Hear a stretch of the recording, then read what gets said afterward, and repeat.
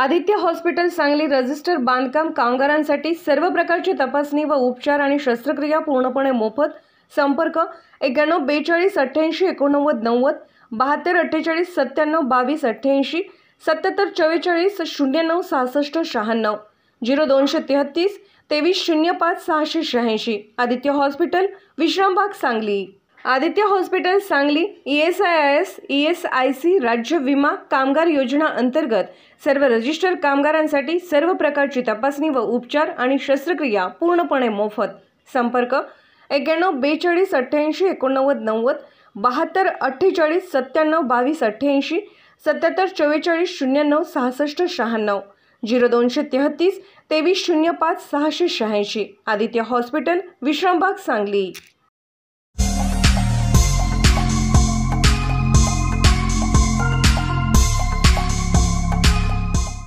सावळज तालुका तासगाव येथील माजी उपमुख्यमंत्री आबा पाटील यांच्या सुरुवातीच्या काळापासून बरोबर असणारे निष्ठावंत मातब्बर नेता, राष्ट्रवादी काँग्रेस शरद पवार गटाचे माजी जिल्हा परिषद सदस्य किशोरदादा उनउने, माजी सरपंच पांडुरंग भडके मेहरबान, माजी सरपंच सुनील दत्ता केडगे, राजूकाका पाटील, सिद्धगोंडा पाटील, नागेश कुंभार, प्रफुल्ल पाटील, अभिजित थोरात, राजेंद्र पाटील आदींनी राज्याचे उपमुख्यमंत्री अजितदादा पवार यांच्या उपस्थितीत राष्ट्रवादी अजितदादा पवार गटात प्रवेश केला। किशोरदादा उनउने यांच्या अजितदादा गटातील प्रवेशाने रोहित पाटील गटाला मोठा धक्का बसला असून संजय काका पाटील गटाला मोठी ताकद मिळाली आहे। विधानसभा निवडणुकीच्या शेवटच्या टप्प्यात बदललेल्या घडामोडीमुळे सावळज जिल्हा परिषद मतदारसंघात त्यामुळे संजय काका पाटील यांना लीड मिळणार आहे। स्वर्गीय आबांना सुरुवातीपासूनच राजकारणात सावलीसारखे राहणारे किशोरदादा उनउने यांच्या पक्ष बदलामुळे आबांच्या बरोबरीच्या निष्ठावंत कार्यकर्त्यांची घुसमट बाहेर पडू लागली आहे। मुलांना आता सांगितलं असतं तर बरं झालं असतं। माणसानं किती खोटं बोलावं आणि आपली पातळी किती सोडावी। शिवाजींना तुम्ही 40 वर्ष समाजकारण आणि राजकारण करताय। मला आता येता 2 मिनिटं गायकवाड सरांचा फोन आला आणि त्यांनी सांगितलं की माझ्यावर काय आरोप केले। मी तुमच्या गावातलं हनुमानाचं मंदिर अतिशय जागृत मंदिर आहे। माझ्यावर कुणी किती आरोप केले, टीका केली तर मी काही असा खचून जाणारा मनुष्य नाही। कारण माणसानं घाबरावं ते पापाला घाबरावं। पाप काय होतंय त्याला घाबरावं। कोण टीका करतोय, काय करतोय, त्याची पातळी काय, त्याची अवकात काय, त्याची वृत्ती काय, हे समजून घेणारा संजय पाटील आहे।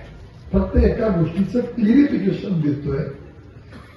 माझ्यावर आरोप केले त्यांनी, त्यामध्ये असं म्हणलं की कोविड हॉस्पिटल चालू केलं आणि डॉक्टरना धमकावलं आणि त्याच्या पुढे जाऊन म्हणले की मार्केट यार्डच्या ऑफिसमध्ये 50,000 रुपये संजय काकांना पोचत होते।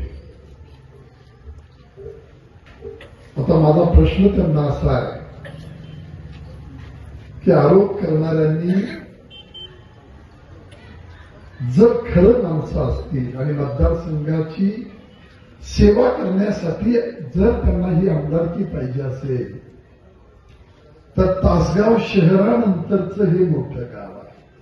नगरपालिकेनंतरचं हे ग्रामीण भागातलं मोठं गाव आहे। आम्हाला नारळ फोडायची हौस नाही। आम्ही कधी जाहिराती दिल्या नाहीत, कधी फ्लेक्स लावले नाहीत, कधी बोर्डिंग लावले नाही। आम्ही लोकांना फक्त इमानदारीनं काम करण्याच्या भूमिका घेतल्या। तिथं जाऊन तो आम्ही केलेल्या कामाचं श्रेय घेतोय।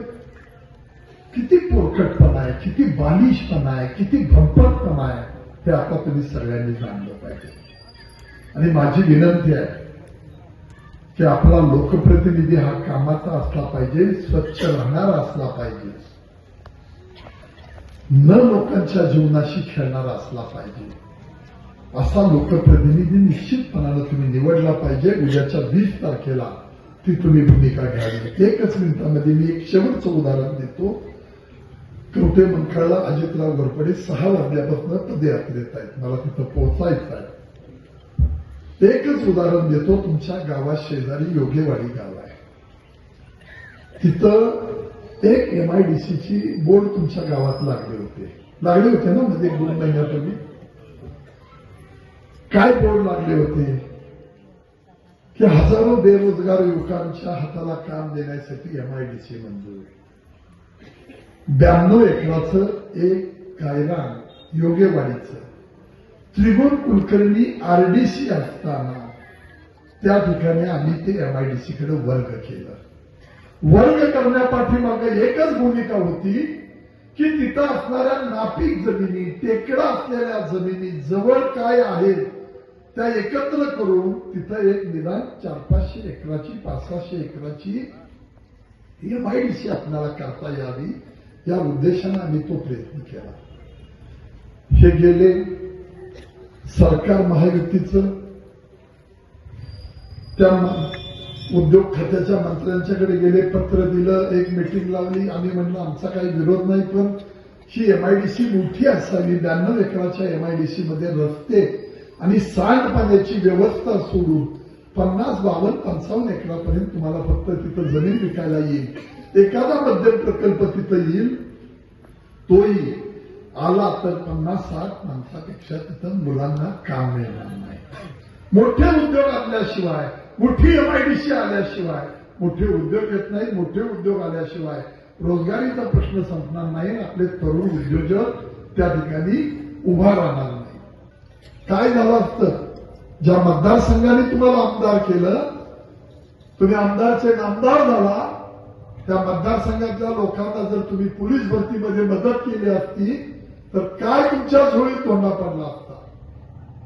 तुमच्या झोळीत धोंडा पडला नसता. तुम्हाला एवढंच झालं होतं की मी असा निर्णय घेतोय आणि माझी प्रतिभा अशी आहे की दाखवण्यासाठी तुम्ही हे सगळे धंदे केले.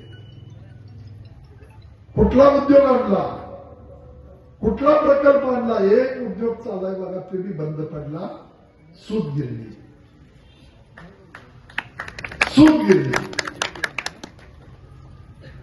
त्या ठिकाणी किसान नागरिक बंद आहे. ठेवीदारांचे पैसे गेले.